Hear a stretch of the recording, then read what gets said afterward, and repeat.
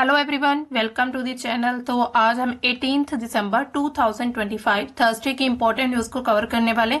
ये हमारा daily news analysis का सेशन रहता है। इसमें हम यूपीएससी, पीसीएस, एसएससी या फिर कोई भी वनडे एग्जाम होता है उनमें जितने भी करंट अफेयर्स के क्वेश्चन पूछे जाते हैं, जिस तरह से उन टॉपिक्स उन न्यूज को हम अच्छे से कवर करते हैं। इसमें हमारे जो मेजर सब्जेक्ट रहते हैं, पॉलिटी आयर, history, art and culture, economy, science and tech, environment, इसके साथ ही एक जियोग्राफी भी हमारा मेजर सब्जेक्ट है। तो शुरू करते हैं हमारा आज का सेशन। कल हमने आपको दिया था question of the day, under which scheme was elect wrong transfer of 10,000 reported in Bihar. Bihar में किस स्कीम के तहत अकाउंट्स में जो है 10,000 जो है गलती से, यानी कि गवर्नमेंट कह रही है कि वो ट्रांसफर हो गए थे। तो कौन सी ऐसी स्कीम है? C option is correct. मुख्यमंत्री महिला रोजगार योजना के तहत ये रुपए डाले गए थे। चुनाव से कुछ दिन पहले की बात है, ठीक है। तो अब चलते हैं हमारी आज की फर्स्ट न्यूज क्या आ रही है?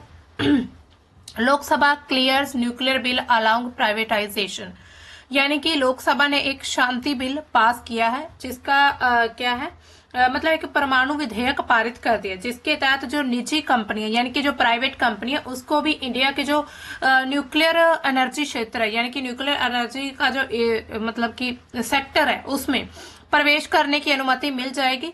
और अभी तक ये क्षेत्र पूरी तरह से गवर्नमेंट के कंट्रोल में था, यानी कि पूरी तरह से ये जो न्यूक्लियर एनर्जी था इसको पूरी तरह से गवर्नमेंट ही होल्ड कर रही थी, लेकिन अब इसमें जो है प्राइवेटाइजेशन हो गया। तो पहले व्यवस्था क्या थी उसको देख लेते हैं। भारत में जो परमाणु ऊर्जा क्षेत्र है, ये विशेष रूप पर एक एक्ट है, अधिनियम है, परमाणु ऊर्जा अधिनियम जो है 1962 के तहत ये चलाया जाता था। ये सेक्टर जो परमाणु ऊर्जा का, केवल सरकारी संस्थाएं जिसमें NPCIL ही इसमें जो है परमाणु बिजली घर बना सकती थी, उनका संचालन करती थी, कंट्रोल करती थी। निजी कंपनियों की जो भूमिका थी वो बहुत ही कम थी, यानी कि प्राइवेट सेक्टर इसमें बहुत ही कम थे।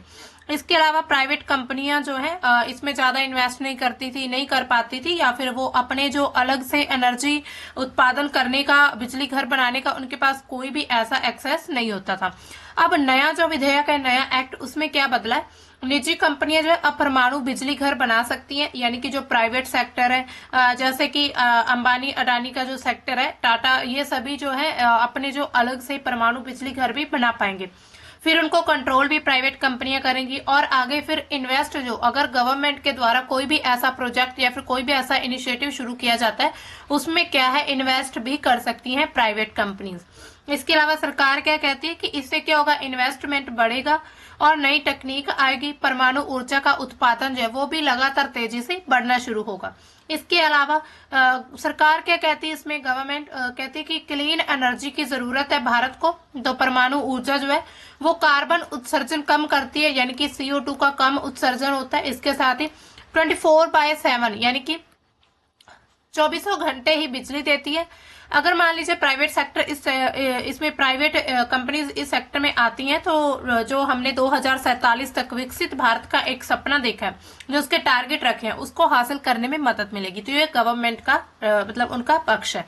इसके अलावा विपक्ष इस पर कुछ आपत्तियां लगाते हैं। क्यों?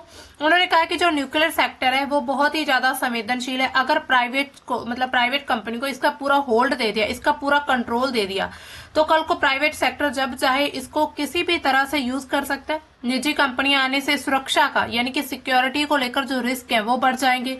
दुर्घटना अगर होती है तो फिर इसकी लायबिलिटी पर सवाल उठेगा कि कौन इसका जिम्मेदार है। मान लीजिए कोई अगर ऐसी दुर्घटना हो जाती है, जैसे कि जो एक तरह से मिथाइल आइसोसाइनाइड के जो भोपाल ट्रेजेडी हुई थी, तो उसी तरह उसकी कोई जिम्मेदारी नहीं ले रहा था, ठीक है। इसी तरह अगर मान लीजिए कोई भी प्राइवेट कंपनी सेक्टर में आएगी तो उसकी जिम्मेदारी, कोई भी दुर्घटना होती, कोई ऐसी सिचुएशन बन जाती है, उसकी लायबिलिटी नहीं रह पाएगी।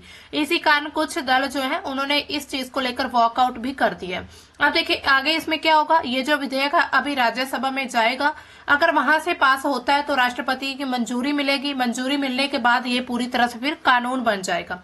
अब देखिए, अगर हम इस ऊर्जा क्षेत्र के महत्व को समझे, importance of nuclear energy sector आखिर है क्या? सबसे पहले तो एनर्जी सिक्योरिटी, जो एनर्जी इससे प्रोड्यूस की जाएगी उसकी सिक्योरिटी बहुत जरूरी है। परमाणु ऊर्जा जो है वो लगातार 24/7 ऊर्जा देता है ना, लगातार बिजली देता है। इसके अलावा कोयला, तेल, गैस जैसे जितने भी हम इंपोर्ट करते हैं, जितने भी ईंधन, उस पर जो डिपेंडेंसी है वो कम हो जाएगी, यानी कि हमारी डिपेंडेंस उन पर कम होगी। ठीक है।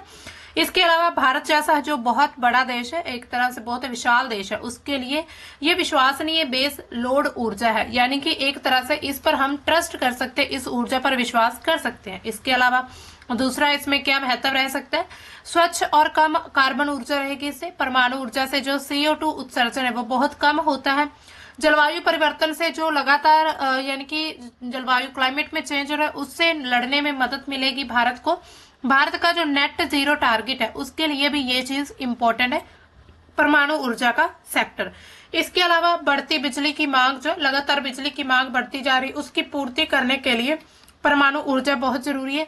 जैसे कि औद्योगिकरण किया जा रहा है, शहरीकरण या फिर डिजिटल अर्थव्यवस्था देखें तो उससे बिजली की जो मांग है वो तेजी से बढ़ रही है। परमाणु ऊर्जा बड़े पैमाने पर स्थिर बिजली जो उपलब्ध करवाती है। इसके अलावा आर्थिक विकास में यानी कि भारत की जो इकोनॉमी है वो भी बढ़ेगी। क्या होगा, अगर बिजली सस्ती होती है या फिर स्थिर होती है तो उद्योग ज्यादा बढ़ेंगे भारत में, और उससे क्या होगा, लोगों को रोजगार मिलेगा। परमाणु परियोजनाओं से क्या होगा, इंजीनियरिंग, वैज्ञानिक अनुसंधान और जितने भी स्किल वाले जितने भी काम है उन क्षेत्र में रोजगार बढ़ेगा। इसके अलावा परमाणु ऊर्जा भारत को उन्नत विज्ञान तकनीक में मजबूत बनाएगी। स्वदेशी रिएक्टर यूज किए जाएंगे। ईंधन चक्र से क्या होगा, भारत को आत्मनिर्भर बनाया जाएगा, यानी कि भारत में ही सब कुछ प्रोड्यूस करके उसका यूज किया जाएगा, बिजली उत्पादन की जाएगी। बाहर से इतना ज्यादा इंपोर्ट करने की जरूरत जो है वो खत्म हो जाएगी। ठीक है। इसके अलावा मजबूत अगर परमाणु क्षमता बनती है भारत के पास तो भारत की जो पूरे विश्व की साख बढ़ेगी। अंतर्राष्ट्रीय ऊर्जा सहयोग मजबूत होगा। नवीकरणीय ऊर्जा का एक पूरक मान सकते हैं हम परमाणु ऊर्जा को। सौर पवन ऊर्जा जो होती है वो लगातार मौसम पर, यानी कि हम बात करें तो वेदर पर डिपेंड रहती हैं। इसके अलावा परमाणु ऊर्जा जो है इनके साथ मिलकर स्थिर ऊर्जा मिश्रण यानी कि एनर्जी मिक्स भी बना सकती है। इसी तरह परमाणु ऊर्जा का जो सेक्टर वो काफी ज्यादा इम्पोर्टेंट है। तो अभी जो बिल ये पास किया जा रहा है इसमें थोड़े अभी भी यानी कि कॉन्फ्लिक्ट्स चल रहे हैं, विवाद चल रहे हैं विपक्ष के द्वारा। उन्होंने कहा कि ये बहुत ही ज्यादा सेंसिटिव क्षेत्र है, सेक्टर है, तो इसको प्राइवेटाइजेशन ना किया जाए। अगर प्राइवेट कंपनियां सेक्टर में आती हैं तो अपनी मर्जी से इसके रेट या फिर दाम लगा सकती है, या फिर अपनी मर्जी से इसका यूज कर सकती है कि न्यूक्लियर का यूज उन्होंने किस तरह से करना है। तो कहीं ना कहीं ये भारत की जो नागरिक है उनकी सुरक्षा को लेकर भी खतरा जताया जा रहा है। तो बाकी आगे देखेंगे ये बिल एक्ट बनता है या फिर नहीं। अब चलते हैं हमारी नेक्स्ट न्यूज की तरफ। नेक्स्ट न्यूज क्या आ रही है, India Ethiopia natural partners in regional piece connectivity Modi. तो मोदी के द्वारा एक अभी बयान आया कि क्षेत्रीय शांति संपर्क के क्षेत्र में भारत और इथियोपिया जो है नेचुरल यानी कि स्वाभाविक साझेदार बने हुए हैं अभी तक। ठीक है। तो पूरी तरह से न्यूज देखते हैं। प्रधानमंत्री नरेंद्र मोदी ने 17 दिसंबर 2025 को इथियोपियाई संसद के सामने संबोधन किया है, यानी कि ज्वाइंट सेशन हो रहा था इथियोपियन पार्लियामेंट का। तो उसमें जो प्रधानमंत्री नरेंद्र मोदी उन्होंने वहां पर संबोधित किया और कहा कि भारत और इथियोपिया बहुत ही एक तरह से स्वाभाविक साझेदार है। इसके अलावा इसी मौके पर उन्होंने कहा कि भारत इथियोपिया जो है क्षेत्रीय शांति, सुरक्षा और कनेक्टिविटी संपर्क के मामले में देखें तो एक तरह से दोस्त बने हुए हैं। ये जो भारत पक्ष के लिए ऐतिहासिक यात्रा का एक हिस्सा माना जा रहा है, जिसमें जॉर्डन, इथियोपिया और ओमान के 4 दिवस की यानी कि 4 डेज की यात्रा पर गए हुए हैं प्रधानमंत्री। इसके अलावा स्वाभाविक साझेदारी का मतलब क्या होता है, तो मोदी ने क्या बताया इस चीज को लेकर। मोदी जी ने उन्होंने कहा कि भौगोलिक दृष्टि से अगर हम देखें तो जो इथियोपिया है अफ्रीका के दिल में है, यानी कि अफ्रीका का जब हम मैप मान लीजिए ये है तो ऐसे यहीं पर कहीं इथियोपिया है। ठीक है। तो जबकि जो भारत है वो हिंद महासागर के बिल्कुल केंद्र में है। तो यही स्थिति जो है दोनों को क्षेत्रीय शांति यानी कि इस क्षेत्र में शांति और उस क्षेत्र में शांति जो बनाए रखने के लिए कनेक्टिविटी में उपयुक्त बनाती है दोनों देशों को। इसके अलावा यह साझेदारी सिर्फ कूटनीतिक नहीं है बल्कि सुरक्षा, आर्थिक, तकनीकी, सामाजिक क्षेत्रों में भी काफी इंपॉर्टेंट है। इसके अलावा उन्होंने और क्या इंपॉर्टेंट बात कही है इसमें, तो उन्होंने कहा है कि प्रधानमंत्री नरेंद्र मोदी जी ने कहा है कि दोनों देशों ने तय कर लिया कि वे अपने द्विपक्षीय रिश्तों को स्ट्रेटेजिक पार्टनरशिप उसके सत्र पर ले जाएंगे, यानी कि रणनीतिक साझेदार बनेंगे अब इथियोपिया और भारत।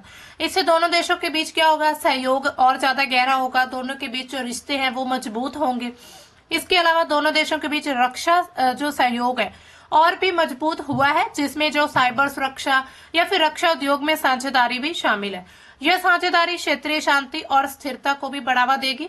इसके अलावा आर्थिक तकनीकी सहयोग दिया जाएगा। जो भारतीय कंपनियां उन्होंने इथियोपिया में करीब 5 बिलियन डॉलर से अधिक, यानी कि 5 बिलियन डॉलर से ज्यादा का जो है वो निवेश किया है। इससे 75,000 से ज्यादा जितनी भी वहां पर स्थानीय नौकरियां, यानी कि वो लोगों को रोजगार मिला है। दोनों देश तकनीक, नवाचार, स्वच्छ ऊर्जा, कृषि, स्वास्थ्य, सुरक्षा, इन सब में मिलकर काम करने वाले हैं। इसके अलावा सांस्कृतिक ऐतिहासिक जुड़ाव भी जुड़ा हुआ है। दोनों देशों के जो प्राचीन इतिहास है, इसके साथ सांस्कृतिक रिश्ते, व्यापार, लोगों के बीच जो आदान प्रदान है उसका भी उन्होंने वहां पर जिक्र किया। जैसे कि भारत इथियोपिया के बीच प्राचीन व्यापार मार्ग है। जब हम ब्रिटिश भारत की बात करते हैं तो उस समय के शिक्षा सहयोग, इन सभी के लिए भी आपसी साझेदार बने हुए हैं। इसके अलावा विश्व को अधिक न्यायपूर्ण, समान और शांति बनाने के लिए दोनों देशों ने एक साथ भूमिका निभाई है और ये जो साझेदारी ग्लोबल साउथ के लिए दिशा निर्देश बन सकती है। मोदी को इथियोपिया का जो सर्वोच्च नागरिक सम्मान है, ग्रेट ऑनर निशान ऑफ इथियोपिया, वो भी दिया गया इसमें, और इससे सम्मानित होने वाले पहले बाहरी प्रमुख हैं, यानी कि पहले बाहरी व्यक्ति हैं, यानी कि बाहरी प्रमुख या फिर नेता कह लें, तो जो जिनको ये जो सम्मान है दिया गया। तो ये जो यात्रा क्या दर्शाती है, भारत और अफ्रीका के जो संबंध है, यानी कि भारत और जो अफ्रीका है उन दोनों के संबंधों को आगे लेकर नई ऊंचाइयों पर ले जाने का एक संकेत है। दोनों देशों के बीच जो साझेदारी राजनीतिक, रक्षा, आर्थिक, सामाजिक, तकनीकी जितने भी सत्र हैं उस पर मजबूती से आगे बढ़ती जा रही है। मोदी जी के शब्दों में अगर कहें तो यह साझेदारी केवल व्यापार या सुरक्षा तक सीमित नहीं है, बल्कि मानवता, इसके साथ विकास, साझा भविष्य, इस सभी की भी प्रतिबद्धता जो है वो जताती है। अब चलते हैं हमारी नेक्स्ट न्यूज की तरफ। ये था भारत और इथियोपिया के बारे में। अब चलते हैं नेक्स्ट में। नेक्स्ट में क्या है, एक और बिल पास हो रहा है, राज्यसभा ने पास किया for 100% FDI in insurance sector, यानी कि राज्यसभा में जो बीमा क्षेत्र है उसमें 100% जो प्रत्यक्ष विदेशी निवेश करने के लिए विधेयक पारित कर दिया गया। तो डिबेट के दौरान ऑपोजिशन ने क्या कहा कि bill should be sent to a select committee of parliament given its far reaching impact. House passes repealing and amendmenting the bill that annual 71 obsolete laws, यानी कि 71 ऐसे एब्सोल्यूट लॉ है उनको रिपेल करता है ये जो पूरा मतलब कि बिल पास हुआ है राज्यसभा में। तो राज्यसभा में 17 दिसंबर को सबका बीमा सबकी रक्षा, ये बीमा कानूनों में संशोधन विधेयक पारित 2025 जो है वो पारित कर दिया गया है। तो न्यू पॉलिसी में क्या है, द राज्यसभा पास्ड द सबका बीमा सबकी रक्षा amendment of insurance laws bill. The bill allows 100% foreign direct investment in the insurance sector, यानी कि 100% इसमें फॉरेन डायरेक्ट इन्वेस्टमेंट की जा सकती है। Margins of non insurance and insurance companies allowed, यानी कि जो इंश्योरेंस और नॉन इंश्योरेंस कंपनी वो भी इसमें अलाउ हो जाएंगी। It allows for cap on commission of insurance agents and intermediaries. It mandates data collection in compliance with the Digital Personal Data Protection Act, यानी कि डीपी एक्ट के तहत ये मैंडेट करता है डेटा को इकट्ठा करने के लिए जिसने इंश्योरेंस करवानी। इसके अलावा the increase in the FDI limit will ensure more foreign companies invest in India as in many cases they did not find joint venture partners, यानी कि उनके ज्वाइंट वेंचर पार्टनर्स नहीं मिल पाए। ये निर्मला सीतारमण जी का कहना है। इनका क्या कहना है, एक बार फिर से एक मिनट इसको आसान से हिंदी भाषा में समझ लेते हैं, ठीक है। तो उनका क्या कहना है इसको लेकर, हाँ, प्रत्यक्ष विदेशी निवेश की जो सीमा है उसमें वृद्धि होने से भारत में अधिक विदेशी कंपनियों का निवेश बढ़ेगा, क्योंकि कई मामलों में उन्हें संयुक्त उद्यम साझेदार नहीं मिल पाते थे। अगर यहीं पर उन्हें इंश्योरेंस का ऑप्शन दे दिया जाता है तो इन्वेस्टमेंट ज्यादा हो जाएगा। इसके अलावा this government through this bill is favoring foreign investor and burdening our own insurance companies। तो ये जो है डीएमके के सांसद उनका क्या कहना है कि इस विधेयक के माध्यम से ये सरकार विदेशी निवेशकों को लाभ पहुंचा रहे, यानी कि जो फॉरेन इन्वेस्टर्स रहेंगे उनको तो फायदा होगा, लेकिन हमारी अपनी जो बीमा कंपनियां उन पर लगातार बोझ जो है वो बढ़ जाएगा, क्योंकि अगर बीमा इंश्योरेंस करेंगे तो कल को उन्हें कुछ ना कुछ तो पे करना ही पड़ेगा, मतलब कंपनीज को देना पड़ेगा। तो इसी तरह हो सकता है फॉरेन जो इन्वेस्टर्स आएंगे वो ऐसे ही कोई भी केस बनाकर बहुत सारे केसेस में अपना जो है इंश्योरेंस ले सकते हैं। तो इसी तरह इस बिल पर भी थोड़े विवाद तो बने हुए हैं, लेकिन अब ये जो बिल है राज्यसभा में पास हो चुका है। इसमें अगर हम इम्पोर्टेंट मतलब कि इसमें जो प्रावधान किए गए उसकी बात करें तो सबसे पहले तो बीमा क्षेत्र में जो 100% एफडीआई रहेगी उसकी अनुमति मिल चुकी है फॉरेनर्स को। पहले जो बीमा कंपनियां थी उसमें 74% तक एफडीआई की सीमा थी, इससे अब 100% कर दिया गया है, यानी कि विदेशी कंपनी अब पूरी तरह से बीमा कंपनी यहां पर चला सकेगी, लेकिन नियामकीय नियंत्रण IRDAI के पास ही रहेगा। पूरी तरह से अगर हम नियंत्रण की बात करें तो इसी के पास रहेगा। इसके अलावा भारतीय हितों की सुरक्षा, उन्होंने कहा 100% एफडीआई के बावजूद क्या होगा, जो पॉलिसी धारक है, हित धारक, उनको सबसे ऊपर रखा जाएगा, यानी कि प्रायोरिटी उनको दी जाएगी। जो महत्वपूर्ण प्रबंधन पद है उन पर भारतीय नागरिकों की भूमिका लगातार बनी रहेगी। मुनाफे का उपयोग प्राथमिक रूप से भारत में बीमा विस्तार के लिए किया जाएगा। सरकार का क्या दावा इस पर, भारतीय उपभोक्ता के हितों से समझौता नहीं होगा। इसके अलावा बीमा नियामक जो एक तरह से बीमा की पूरी एक बॉडी बनाई गई भारत में, उसको नियम बनाने निगरानी करने के लिए ज्यादा शक्तियां जो है IRDAI को दी जाएंगी। कंपनियों पर जो भी जुर्माना लगाना है या फिर लाइसेंस रद्द करने जैसे जितने भी अधिकार है वो मजबूत होंगे। इसका उद्देश्य क्या, निजीकरण और सख्त नियमन करना। इसके अलावा पुराने कानूनों में संशोधन कर दिया जाएगा। इस विधेयक के जरिए इंश्योरेंस एक्ट जो है 1938, इसके साथ IRDAI एक्ट 1999, LIC एक्ट जो है 1956, इनमें बदलाव किए गए हैं ताकि बीमा कानूनों को आधुनिक और इन्वेस्टर्स के अनुकूल बनाया जा सके। इसके अलावा ये एक टारगेट रखा गया है 2047 तक हर नागरिक का बीमा जो है उसको कवर किया जाएगा, चाहे ग्रामीण क्षेत्र हो, असंगठित क्षेत्र हो या फिर कम आय वर्ग के बीच हो। इसके अलावा विदेशी पूंजी से नई कंपनी भारत में आएगी, नई बीमा कंपनियां भारत में आएंगी। डिजिटल बीमा, हेल्थ इंश्योरेंस, माइक्रो इंश्योरेंस, उन सभी को बढ़ावा मिलेगा।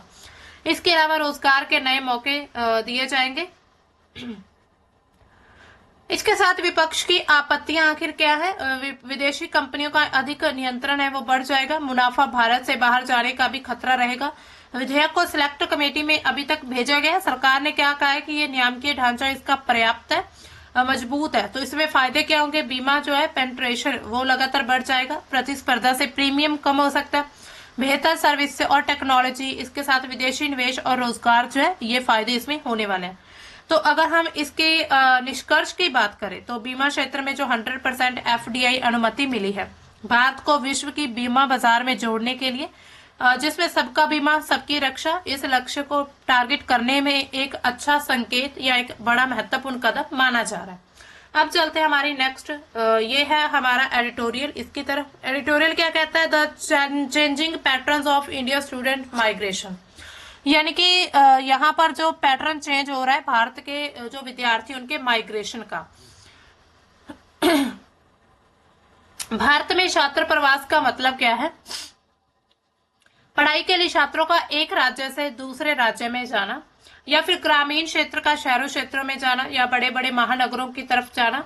हाल ही में इसका जो स्वरूप है वो लगातार तेजी से बदलता जा रहा है। तो इसमें अब देखिए छात्र प्रवास सबसे पहले क्यों बढ़ता क्यों जा रहा है, इसको देख लेते हैं।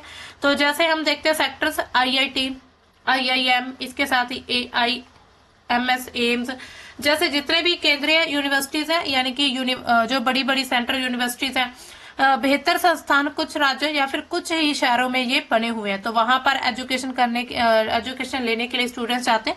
छोटे राज्य, ग्रामीण क्षेत्र इलाकों में गुणवत्तापूर्ण कॉलेजों की कमी है। इसके साथ ही रोजगार से जुड़ी पढ़ाई की चाह, छात्र अब ऐसी पढ़ाई चाहते हैं जो सीधे नौकरी या फिर स्किल से जुड़ी हो। Engineering, management, medical, coaching hub, जिसमें कोटा, दिल्ली, हैदराबाद, बेंगलुरु, इसकी वजह से वहीं पर बनाए गए। इसके अलावा निजी विश्वविद्यालय कोचिंग संस्थान छात्रों को अपनी तरफ आकर्षित करते हैं। नीट, जेईई, यूपीएससी जैसी जितनी भी परीक्षा, उसके कारण शहरों की तरफ प्रवास किया जाता है कि वहां पर बहुत बड़े बड़े कोचिंग सेंटर है, वहां पर अच्छी पढ़ाई होगी, वहां पर बहुत सारी स्किल एजुकेशन मिलेगी। तो इसी तरह जो छात्र है वहां की तरफ पलायन कर जाते हैं। इसके बाद बदलता स्वरूप क्या है?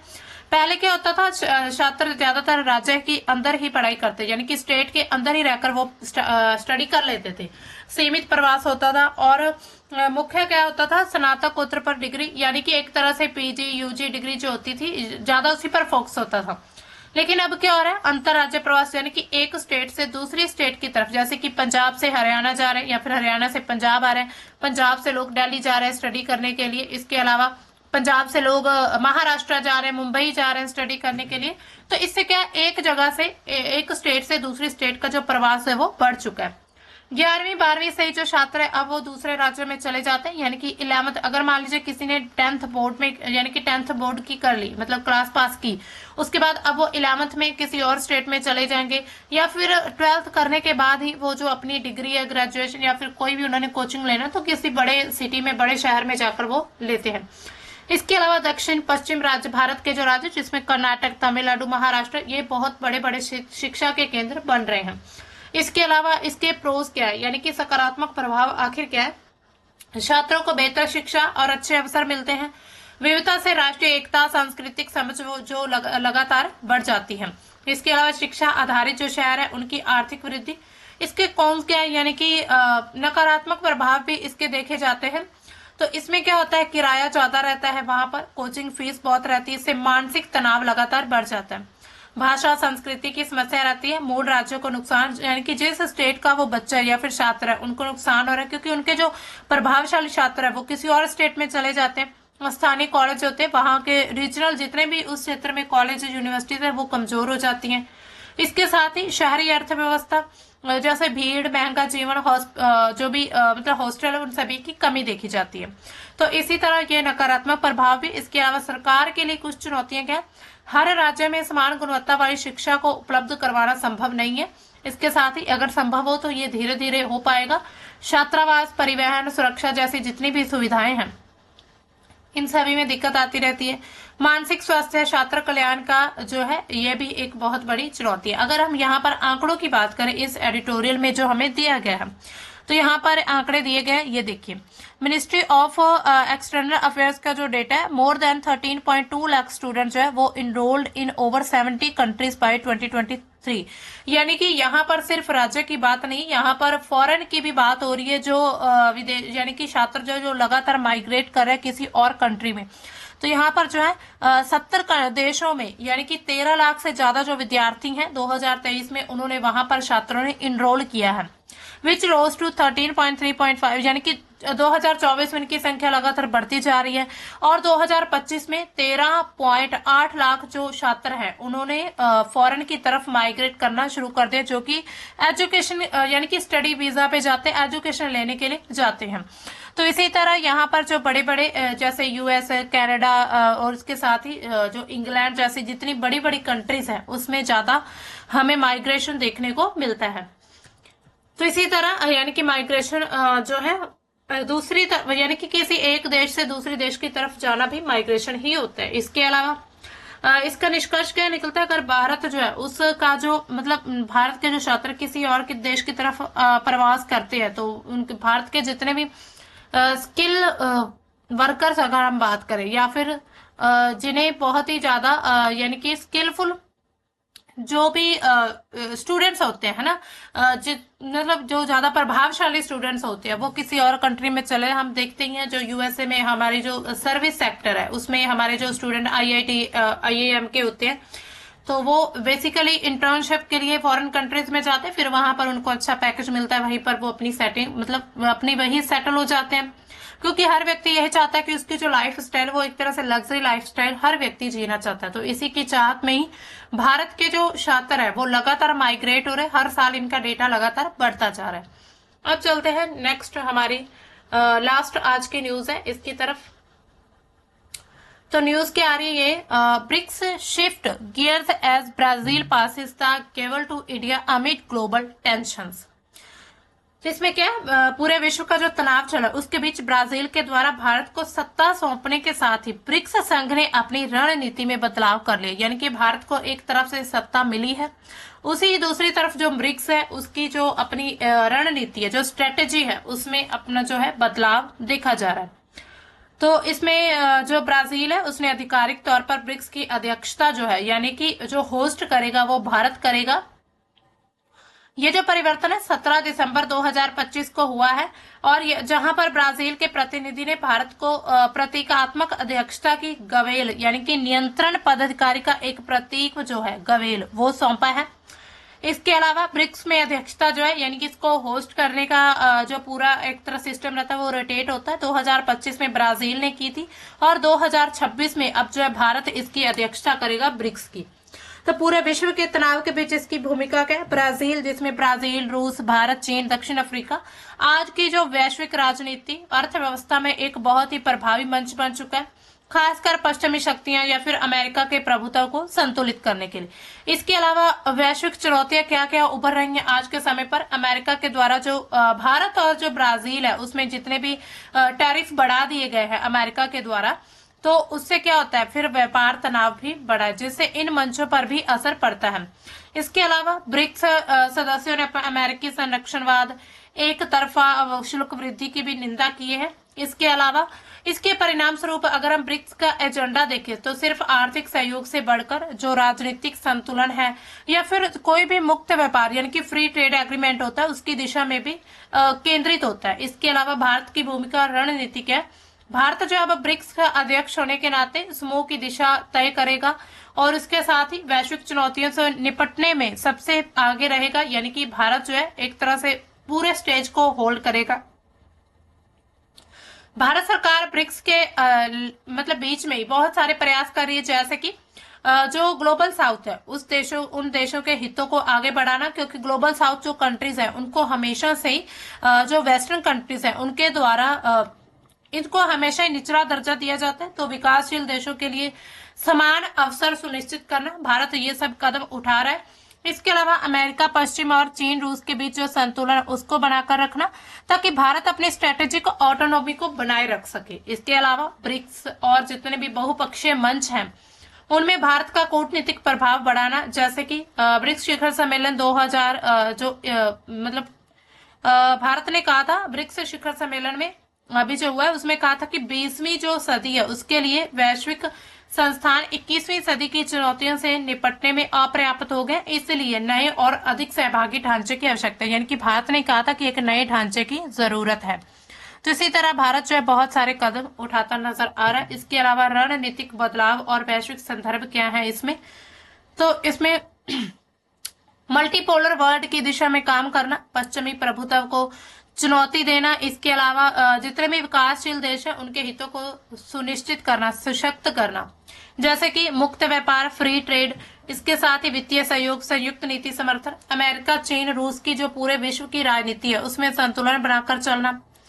तो इसमें जो है ब्रिक्स 2026 में भारत की अध्यक्षता का जो संभावित एजेंडा क्या है, यानी कि अगर हम बात करें कि भारत जो है इस किस एजेंडे पर बात करने वाला है, सबसे पहला ग्लोबल साउथ की नेतृत्वकारी की आवाज है, यानी कि भारत ब्रिक्स को ग्लोबल साउथ की सामूहिक आवाज बनने पर जोर देगा, क्योंकि भारत भी एक ग्लोबल साउथ कंट्री है। इसमें क्या फोकस रहेगा, IMF, वर्ल्ड बैंक या फिर WTO, वर्ल्ड ट्रेड ऑर्गेनाइजेशन, जितने भी संस्थान है उसमें सुधार की बात होगी। विकासशील देशों को ऋण देना, तकनीक, वित्त आसान तक पहुंच जो है वो आसान हो जाए। अफ्रीका, एशिया और लैटिन अमेरिका के देश जो हैं उनको ब्रिक्स के साथ जोड़ना। इसके अलावा भारत की जो G20 अध्यक्षता है उसकी सोच का एक विस्तार भी हमें नजर आता है।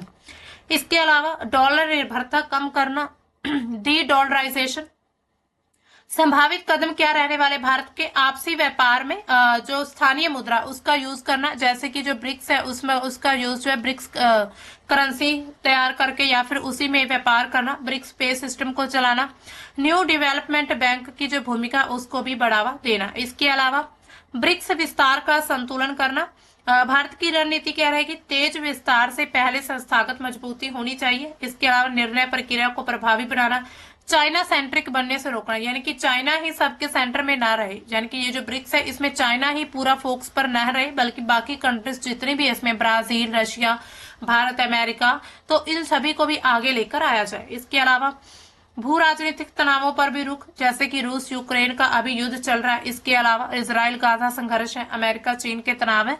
तो भारत का दृष्टिकोण क्या है इसमें?